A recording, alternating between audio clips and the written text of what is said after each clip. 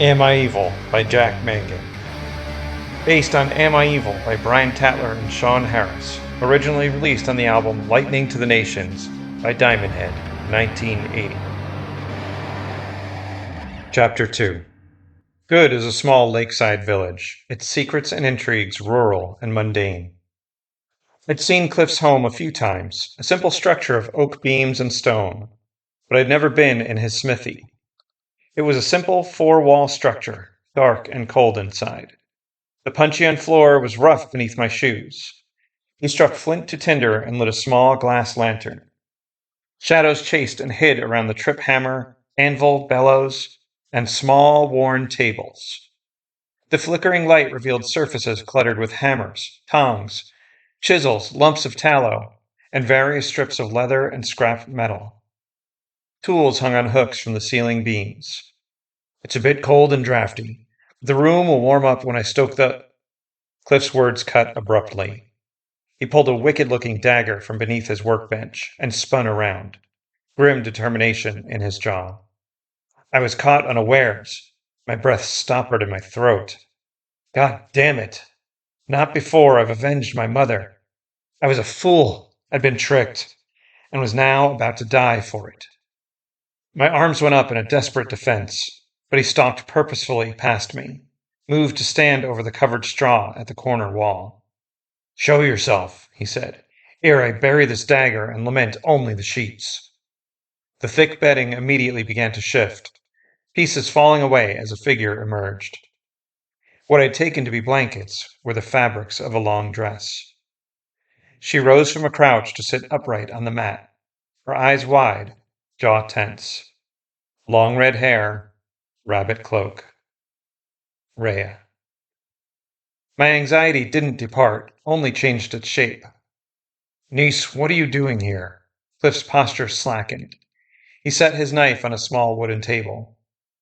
I was there on the island, hiding in the woods. I saw what Eric... She looked from me to him, desperate with heartbreak. I couldn't go home tonight. It was awful. Lilith was... evil. She was evil. Cliff's tone was terse, harsh, cold. Burned alive for witchcraft. I hope her death was a warning to all who meddle with forbidden powers. Her expression hardened. It seemed as though the temperature in the room had dropped. She stood swiftly. I guess I can't stay here either. She pushed past him for the door. No, I can leave, I said. She paused and looked at me then, truly, for the first time. I lost the ability to speak. It isn't you. She reached for my hand, squeezed it in hers. Her mittens felt warm on my fingerless glove. I'm so sorry for what they did to her, Vander. And she was gone. Cliff went to the smithy's doorway arch and watched her go. After a few moments, his shoulders slumped down. My fingernails dug into my palms. His voice was barely audible.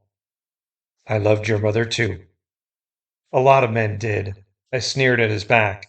Sometimes a few on the same night. I'm aware of her room at the inn.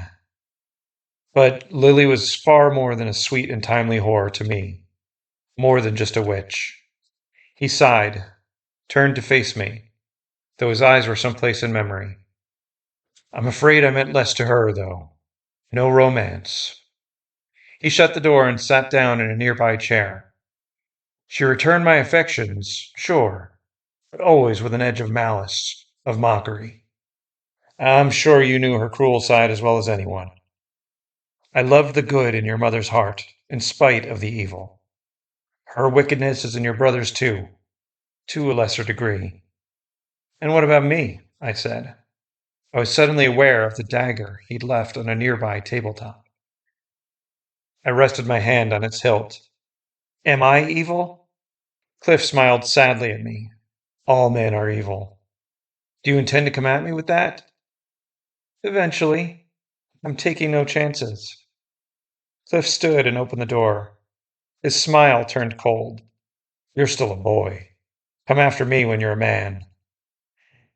Anger, grief, hatred, all blended together into a soul-weary fatigue.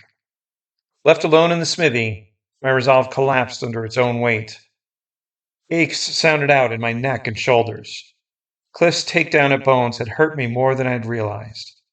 I allowed bloody scenes to play on the stage of my mind, charging after Cliff for a rematch, stealthing to surprise him with a knife in his back, slaying the rest of the 27 elders. But in the end, I crawled into the smithy's straw bed and closed my eyes. Soon fell into a fitful, haunted sleep. What befalls us in the heat of the night? I woke again just before dawn, but I was not alone. The warmth of her body against mine, my chest against her back, pressed against her rabbit fur cloak, the touch of her fragrant red hair upon my face. Dream's whispers fell away, and I sat up on my elbow. In spite of the aching protest in my head, I gasped. Rhea truly had stolen back into the smithy and crawled beneath the blanket next to me. It wasn't a dream. We'd played together as children, some 10 years ago, until the day she'd kissed me.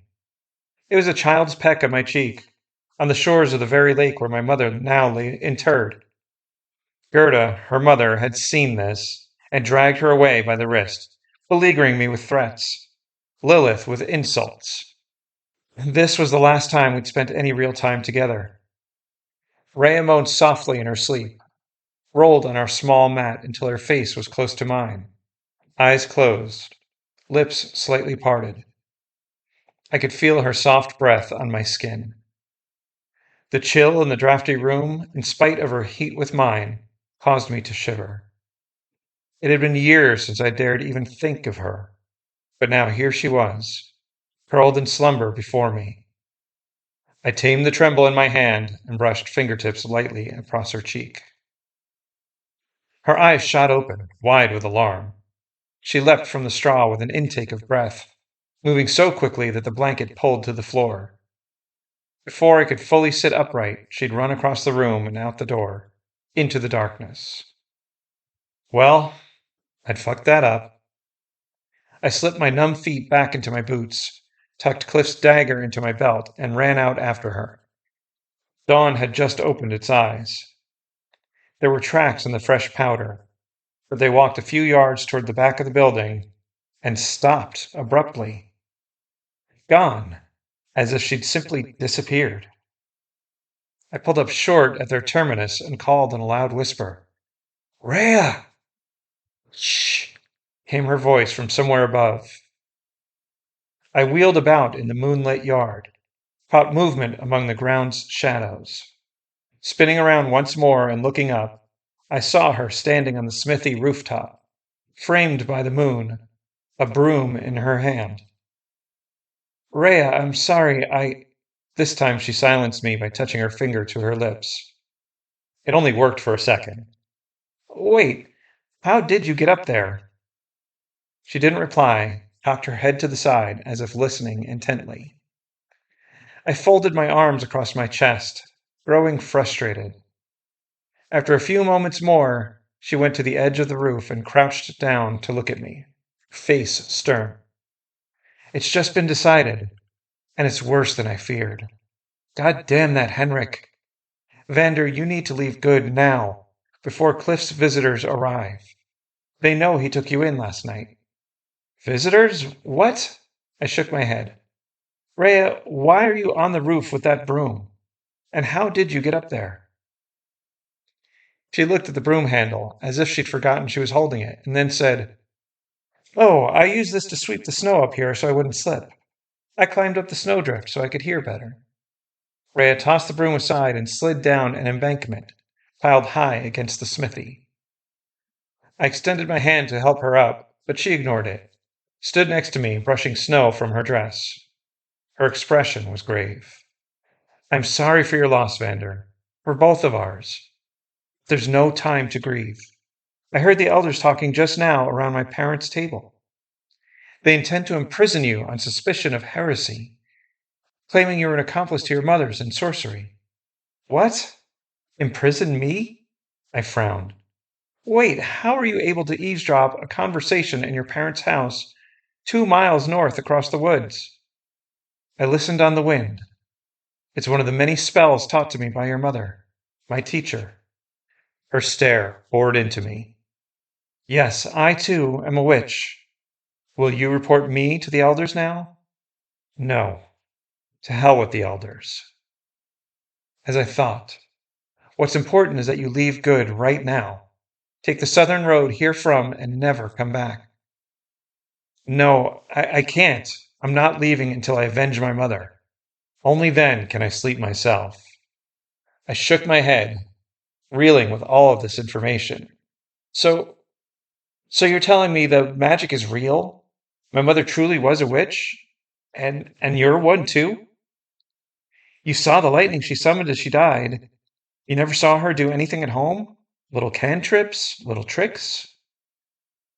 Not since I was young, but I dismissed that as childish fantasy. I thought about how Paul and Alve acted at the burning, their coldness, their fear. She must have kept it hidden from my brothers and me in recent years, fearing they would betray her. And they did anyway. Rhea nodded grimly.